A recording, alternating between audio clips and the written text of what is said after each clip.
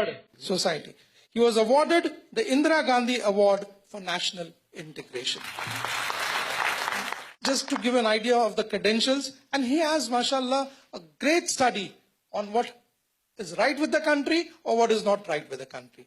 Over to you, Shri Ram Punyani. Thank you very much. प्रिय दोस्तों, पहले तो आप सबको मेरा आदाब, नमस्ते। मैं आपको बहुत मुबारकबाद देना चाहता हूं कि आपने इस प्रकार की मीटिंग का आयोजन किया। आज जो माहौल पूरे देश में और दुनिया में, ये दोनों चीजें जुड़ी हुई हैं। हमारा देश दुनिया की समस्याओं से अलग नहीं है। कुछ जो दुनिया में हो रहा है उसका प्रतिबिंब, रिफ्लेक्शन यहाँ होता है, और यहाँ भी जो मुस्लिम कौम के सवाल हैं वो आप सदियों से जानते हैं। तो मैं आज जो मुख्य मुद्दा है कि हमारे जो नौजवान मुस्लिम कम्युनिटी से, जिसको कहा जा रहा है वर्ड रेडिकलाइज, पता नहीं वो वर्ड कितना सही है कि नहीं, क्योंकि रेडिकल का मतलब मैं कुछ और जानता हूं। रेडिकल का मतलब मैं जानता हूं कि वो व्यक्ति जो समाज को महत्वपूर्ण तरीके से बदलना चाहते हैं बेहतर बनाने के लिए, वो मेरी समझ है रेडिकल की। पर ये आज जो माहौल में जिस प्रकार का रेडिकलाइजेशन ऑफ यूथ किया जा रहा है, उसके लिए कौन जिम्मेदार है? इस्लाम जिम्मेदार है, मुसलमान जिम्मेदार हैं, या कोई और ताकतें हैं जिसके कारण ये आज का कैंसर हमारे समाज में बढ़ रहा है? ये हमको सोचने की जरूरत है। तो खैर, मेरे पास थोड़ा वक्त है तो मैं इसको दो मुद्दों में देखना चाहूंगा। एक तो ये जो पूरी प्रोसेस चालू हुई है वो 9/11 के बाद से चालू हुई है। 9/11/2001 आपको याद होगा, 2 एरोप्लेन। खैर, मैं कुछ चीजें दोहरा रहा हूं ताकि हम समझ सके आईएस आया कहां से। ये ऊपर से टपका कि अंदर से कोई ऐसी चीज है जो इस कैंसर को बढ़ावा दे रही है। वो कैंसर को जो बढ़ावा देने वाली चीज है वो थोड़ा समझने की कोशिश हम करते हैं। खैर, 2 एरोप्लेन आए, 2 एरोप्लेन हाईजैक किए गए, ऐसा बोलते हैं। ये सब बोलते हैं वाली बात मैं कह रहा हूं, मीडिया का मामला है। सच क्या है, झूठ क्या है, सच दिखेगा, आसानी से हम उसको पहचान सकेंगे कि नहीं, वो एक अलग बात है। खैर, ऐसा कहा गया कि 2 एरोप्लेन आए, हाईजैक करके लाए गए और वर्ल्ड ट्रेड सेंटर की बिल्डिंग से टकराए। अब इतनी बड़ी बिल्डिंग थी, वो एरोप्लेन से गिर सकती कि नहीं, वो दूसरा सवाल। वो सवाल मैं सब अंदर छोड़ देता हूं, उस पर मैं नहीं जाऊंगा। बिल्डिंग नीचे बैठ गई और उसी के साथ करीब 3000 लोग मारे गए। कुछ मैं सवाल पूछता हूं अपने दोस्तों से ताकि मेरी समझ भी बढ़े, आपकी समझ भी बढ़े। एक सवाल का जवाब दीजिए, ये 3000 लोग जो मारे गए, ये लोग गुनाहगार थे या बेगुनाह थे? बेगुनाह थे। और इसके बाद वो ओसामा बिन लादेन, बुरा मत मानिएगा, मैं उसकी बहुत आलोचना करता हूं, वो कहता है ये अच्छा हुआ, ये जिहाद है, ऐसा और होना चाहिए, अल्लाह का शुक्र है। अब ये इस्लाम के नाम से उसने जो कह दिया, मेरे ख्याल से इस्लाम पे ये सबसे बड़ा अटैक था। और ये अटैक करने वाले के पीछे कौन था? क्या ओसामा बिन लादेन ऑटोमेटिक आ गया? ये अलकायदा कहां से बना? तो इसके बारे में भी बहुत गहरी सारी चीजें हैं जिसका मैंने स्टडी किया है, कुछ उस पर लिखा भी है। मैं बताता हूं, ये अलकायदा बनने की प्रोसेस की शुरुआत ही बाद में जाकर आईएसआईएस में तब्दील होती है। मैं इसको सवाल के रूप में पूछता हूं, देखिए, अगर इस्लाम के कारण आतंकवाद होता, मेरा सवाल जरा समझ लीजिए, अगर इस्लाम के कारण आतंकवाद होता तो दुनिया के कौन से देश में सबसे ज्यादा आतंकवादी होना चाहिए? इंडोनेशिया में। सऊदी अरेबिया बहुत छोटा है, पता नहीं हमारे बंबई के बराबर भी है कि नहीं। सऊदी अरेबिया बहुत छोटा है, सबसे ज्यादा आतंकवाद होना चाहिए इंडोनेशिया में, दुनिया का सबसे बड़ा मुस्लिम देश। वहां इस प्रकार का आतंकवाद नहीं है। नंबर 2, वो एरिया देखिए, अभी सवाल आपको बताया गया, उसको याद रखिएगा। इस दुनिया के आतंकवाद से, जिसको इस्लामिक आतंकवाद कहा जाता है गलती से, कैसा कहा जाता है वो भी मैं बताऊंगा। इस आतंकवाद से मारे जाने वाले ज्यादा लोग, इससे मारे जाने वाले ज्यादा लोग हिंदू हैं, मुसलमान हैं या क्रिश्चियन हैं? मुस्लिम हैं। इस्लाम के नाम पे आतंकवाद है, सबसे ज्यादा कौन मारा जाता है? मुस्लिम। अब तीसरी बात का ख्याल कीजिए, किस एरिया में इसका लोकेशन है? This terrorism is located in which area?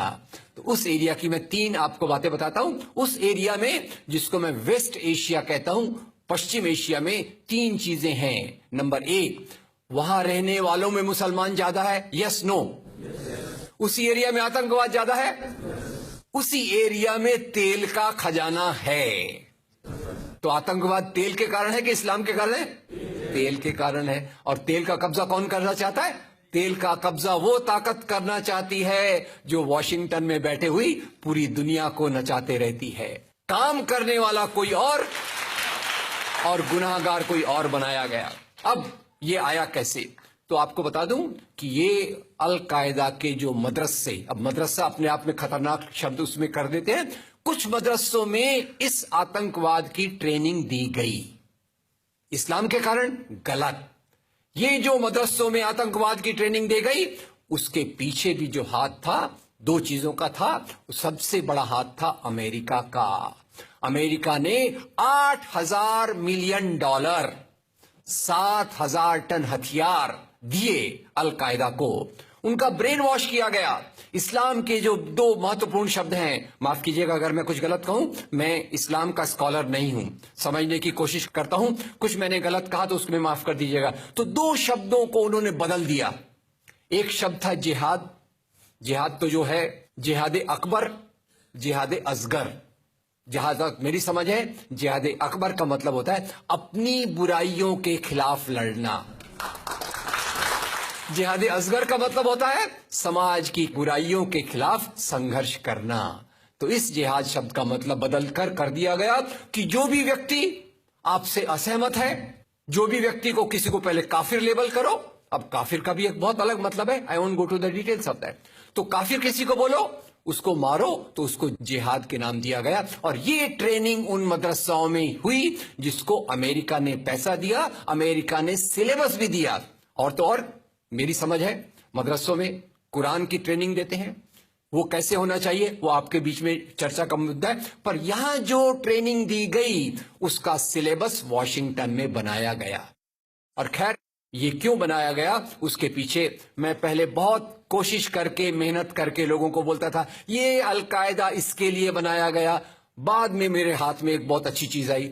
अब यूट्यूब में कई चीजें बहुत अच्छी हैं, कई चीजें खराब हैं। यूट्यूब के कारण हमारे कई नौजवान भटक भी रहे हैं, पर यूट्यूब की कुछ अच्छी चीजें आपको बताता हूं। यूट्यूब में आप सर्च कीजिएगा 3 शब्दों को, हिलरी क्लिंटन अल कायदा अमेरिका। उसमें आपको 4.5 मिनट का एक वीडियो मिलेगा जिसमें हिलरी क्लिंटन बताती है, मैं नहीं कह रहा, हिलरी क्लिंटन कहती है कि हमको रशियंस के खिलाफ लड़ना था। हमारी फौजें जो वियतनाम से एकदम डिमोरलाइज होकर आई थी वो तैयार नहीं थी, तो इन एशिया के मुसलमानों के नौजवानों के कंधे पर रखकर हमने अपनी बंदूक चलाई, हमने अलकायदा खड़ा किया, हमारा काम हो गया, हम अपने हाथ धो लिए और हम अपने वापस आ गए। तो यानी हमने कैंसर के बीज डाल दिए, हम तो अपने देश में सुरक्षित हैं। उसका जो नतीजा भुगतना हो वो एशिया के लोग भुगते, वेस्ट एशिया के लोग भुगते। और उसी के साथ 9/11 के बाद उसी के साथ अमेरिकन मीडिया ने एक सबसे खराब काम किया, the most anti human act in the history of Mankind. मैं पूरी जिम्मेदारी से ये शब्द कह रहा हूं। क्या किया था अमेरिकन मीडिया ने? अमेरिकन मीडिया ने धर्म को आतंकवाद से जोड़ दिया। मजहब जो मोहब्बत सिखाता है, मजहब जो इंसान को इंसान बनना सिखाता है, उस मजहब के साथ इन्होंने आतंकवाद को जोड़ दिया और एक शब्द बनाया पहली बार, इस्लामिक टेररिज्म। याद रखिए दुनिया में आतंकवाद पहले भी हुआ है। याद रखिए आयरिश रिपब्लिकन आर्मी, याद रखिए खालिस्तान, याद रखिए नाथुराम गोडसे, याद रखिए इंदिरा गांधी का हत्यारा, याद रखिए राजीव गांधी का हत्यारा। आतंकवाद पहले भी हुए हैं, पर कभी भी मजहब को आतंकवाद के साथ नहीं जोड़ा गया। तो मैं मानता हूं अमेरिकन मीडिया ने अगर सबसे गंदा, सबसे एंटी ह्यूमन काम किया है तो इस जुमले का बनाना जिसको कहते हैं इस्लामिक टेररिज्म। अब इसके पीछे इस्लाम का कोई हाथ नहीं। जिहाद शब्द का मतलब बदल दिया गया और काफिर शब्द का मतलब बदल दिया गया। यहां से ब्रेन वॉश की एक प्रोसेस चालू हुई और इसी को मैं कहता हूं ये प्रोसेस जो चालू की, ये प्रक्रिया एक कैंसर होती है। मेरा थोड़ा मेडिकल बैकग्राउंड है, मैं जानता हूं कैंसर शुरुआत में होता है, आपने ट्रीट कर लिया तो ठीक है, जब वो फाइनल स्टेज में जाता है तो पूरी दुनिया की बर्बादी करने पे तुल जाता है। और वही बात अलकायदा के साथ हुई। अलकायदा के बाद मामला वहीं खत्म नहीं होता। तेल की प्यास, तेल की भूख बहुत बड़ी है। आप जानते हैं भारत 200 साल तक गुलाम रहा इंग्लैंड का। काय के लिए गुलाम था? क्योंकि उनको यहां का कच्चा माल लूट कर ले जाना था। After colonialism there is imperialism.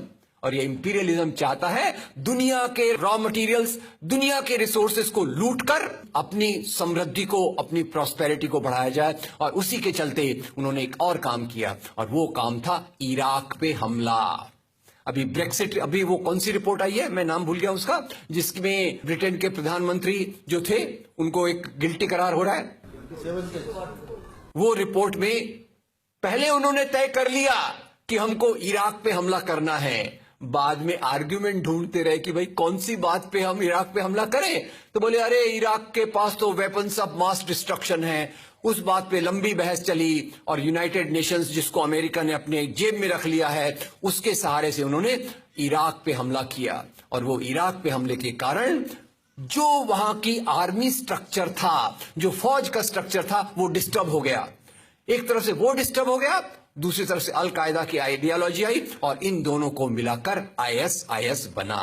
काम है इस्लाम का नाम, इस्लाम के नाम पर जो काम हो रहा है वो वास्तव में it is a design of imperialist powers to control on the oil resources of the world. इससे गंदी बात दुनिया में कोई नहीं हो सकती कि मजहब के नाम पर एक पॉलिटिक्स, मजहब के नाम पे आर्थिक समस्याओं को अमेरिका हल करने की कोशिश कर रहा है। ये एक बात।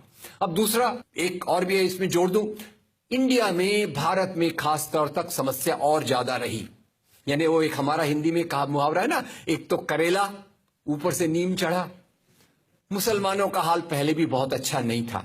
मैं ये नहीं कहना चाहता कि हमको केवल रोते रोते अपनी जिंदगी गुजारना है। मैं ये कहना चाहता हूं, अगर हम समस्या को असली तरीके से समझेंगे, जिसकी कोशिश मैं यहां देख रहा हूं, तो हम उस समस्या को हल कर सकेंगे, और यही हमारा उद्देश्य होना चाहिए। मैंने कहां से शुरुआत की थी?